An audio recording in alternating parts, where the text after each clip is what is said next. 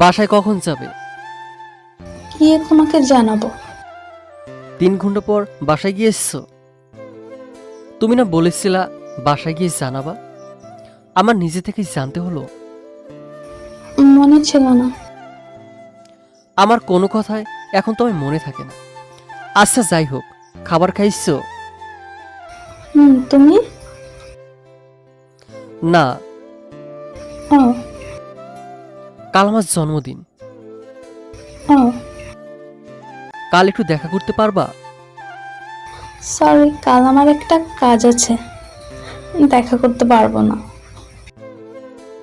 আচ্ছা, হুম তুমি একটু লাইনে থাকো, আমি খাবার খেয়ে আসতেছি। 5 মিনিটে হয়ে যাবে। আমি এখন ঘুমাবো, বাই। তুমি অনেকটা চেঞ্জ হয়ে গেছো। সারাদিন একবার কথা বলতে পারি না, রাতে একটু কথা বলতে আসলে তুমি নানাভাবে আমাকে এড়িয়ে যাচ্ছ। খুব কষ্ট হয় আমার। কেন এমন করতেছো আমার সাথে? কি সব আবোল-তাবোল বলতেছো? কোথায় তোমাকে এড়িয়ে চলি? প্লিজ আগের মতো আমার সাথে ভালো করে কথা বলো। তোমার অবহেলা আমার সহ্য হচ্ছে না। কোথায় তোমাকে অবহেলা করি? তা তুমি ভালো করে জানো।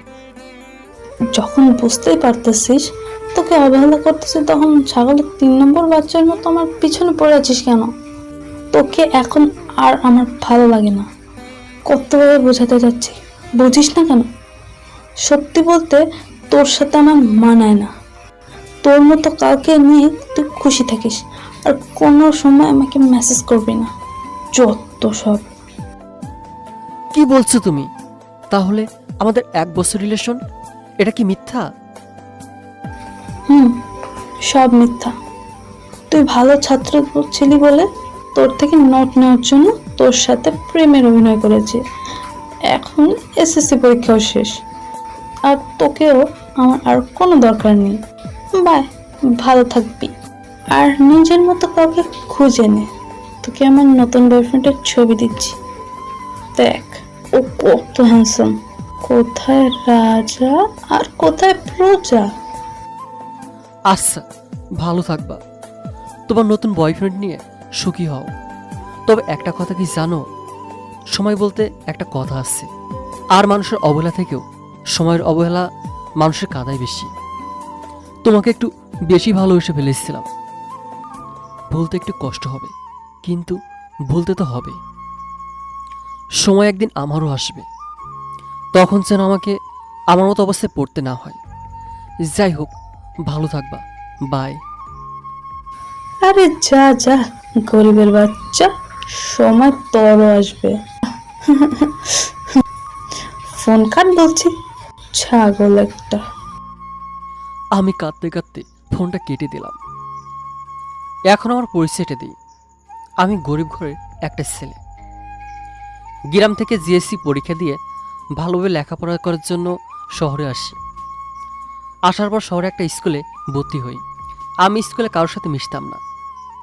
ক্লাস 9-এ বার্ষিক পরীক্ষায় আমি স্কুলে প্রথম। তারপরে কালনাগিনী, মানে সামিহা। সামিয়ার সাথে আমার দেখা হয়। সামিয়া নিজে থেকে এসে আমাকে প্রপোজ করে, কিন্তু আমি রাজি ছিলাম না। এভাবে বেশ কয়েকদিন যাওয়ার পর আমি রাজি হয়েছি, আর আজকে আমাদের ব্রেকআপ হয়। যাই হোক, গল্পে আসি। আমি এসএসসি পরীক্ষা শেষে বাড়িতে চলে আসি। আমার বাবা রিক্সা চালিয়ে আমাকে পড়ালেখার খরচ জোগাত। আমার মা কিছু লেখাপড়া করেছিল, তাই সে অনেকটা সচেতন ছিল। আর পরিবারের অভাব দেখে আর কোনো সন্তান তারা নেননি। দেখতে দেখতে 2টা মাস চলে গেল। এসএসসি পরীক্ষার রেজাল্ট দিয়েছে আজকে। 1টার দিকে খবর পাই আমি A+ পেয়েছি। আমি খুশিতে আল্লাহর কাছে নামাজ পড়ে বললাম, আল্লাহ, তুমি আমার মনের ইচ্ছাগুলো পূরণ করো। আমি যেন এইচএসসি পরীক্ষাতেও ভালো রেজাল্ট করতে পারি। আল্লাহর রহমতে আমি এসএসসি পরীক্ষাতেও ভালো রেজাল্ট করি। তারপর আমি তৈরি হতে থাকি অ্যাডমিশন নামক ভয়ানক রাস্তার জন্য। আল্লাহর রহমতে আর আমার পরিশ্রমে আমি একটা সরকারি মেডিকেল কলেজে চান্স পেয়ে যাই। কলেজ থেকে আমি আর 2টা মেয়ে মেডিকেলে চান্স পেয়েছি, তাই আমাদের ছবি কলেজের মাঠে দেওয়া হয়েছে। আজকে কলেজে প্রোগ্রাম, যারা যারা A+ আর ভালো ভার্সিটিতে চান্স পেয়েছিল তাদেরকে পুরস্কার দেওয়া হবে। সামিয়া অবশ্য A+ পেয়েছিল, কিন্তু কোনো ভার্সিটিতে চান্স পায়নি। কলেজের মাঠে সামিয়া আমার ছবি দেখে রীতিমতো একটা ধাক্কা খেলো। তারপর কলেজের 2টা মেয়ে আর আমাকে প্রিন্সিপালের সাথে স্টেজে বসানো হলো। এক স্যার এসে আমাদের নিয়ে কিছু কথা বললেন। আমি অনেকবারই দেখলাম সামিয়া আমার দিকে তাকিয়ে আসছে, কিন্তু আমি না দেখার ভান করে বসে থাকলাম। বিকেলের দিকে কলেজের প্রোগ্রাম শেষ হলো। কলেজ থেকে বের হতেই যাব, তখন দেখলাম সামিয়া আমার দিকে আসতেছে। আমি দৌড়ে কলেজ ত্যাগ করলাম। রাত 1টায় শুয়ে শুয়ে মুভি দেখতেছি, তখন একটা অপরিচিত নাম্বার থেকে ফোন আসলো। আগে সিম কার্ডটা ফেলে দিয়েছিলাম, ফোন আসলো রিসিভ করার পর। কেমন আছো? এই তো আলহামদুলিল্লাহ, আপনি কেমন আছেন? এই তো ভালো। চিনতে পেরেছ? না, সঠিক চিনতে পারলাম না। আমি সামিয়া। ও আচ্ছা, নাম্বার কোথায় পেলেন আমার? প্রায় 3 বছর পর সামিয়ার কণ্ঠ আমি শুনলাম। কলেজ থেকে নিয়েছি। আমাকে আপনি করে বলতেছো কেন? সময়ের পরিবর্তন। বাহ, ভালোই কথা শিখেছো। সময়ের পরিবর্তন। এত তাড়াতাড়ি আপনিতে চলে গেলে? অনেকটাই পরিবর্তন হয়ে গেছো তুমি। তুমি পরিবর্তন হয়েছিলে স্বার্থের কারণে, আর আমি পরিবর্তন হয়েছি সময়ের কারণে। প্লিজ আমাকে ক্ষমা করে দাও। কেউ তো কোনো অপরাধ করিনি, তাহলে ক্ষমা কোথা থেকে আসে? প্লিজ আর একটা বার আমাকে সুযোগ দাও। আরে কিসে বলেন আপনি? কোথায় আপনি একজন বড়লোক ঘরের মেয়ে, আর আমি একজন গরিব ঘরের ছেলে। আমার মতো একটা ছাগল একটা গরিব একটা প্রজার সাথে আপনার কিভাবে যায়? ও আচ্ছা, ভালো কথা। আপনার হ্যান্ডসাম বয়ফ্রেন্ডের কি হলো? সে আমাকে ধোঁকা দিয়েছে।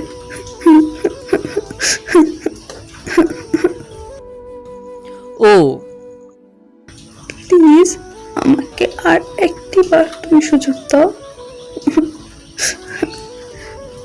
Please please.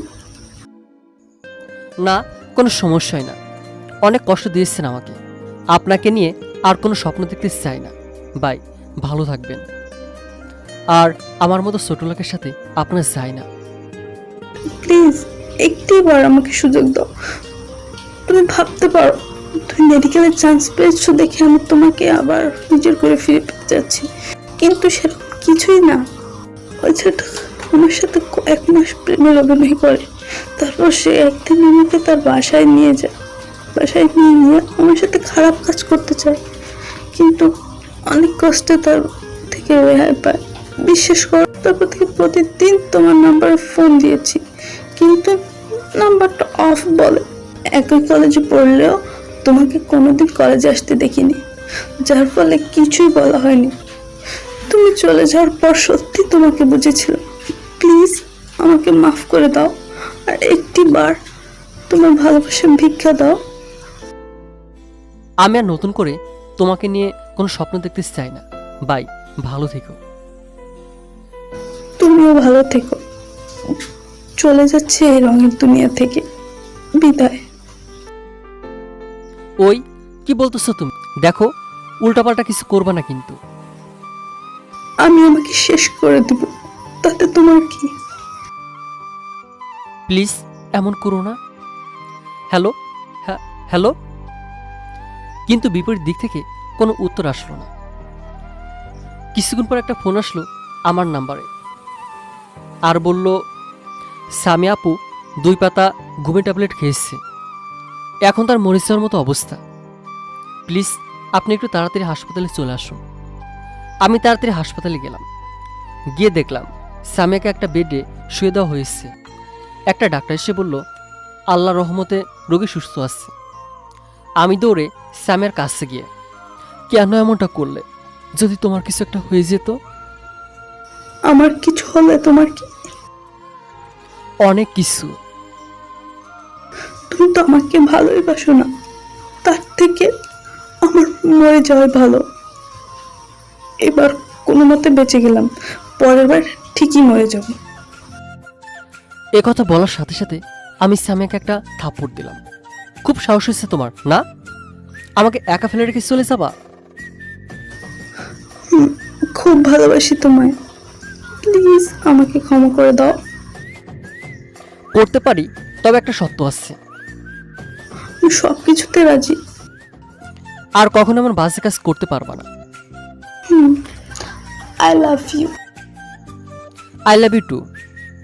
এইভাবে আমাদের খুনসুটি ভালোবাসা চলতে থাকে।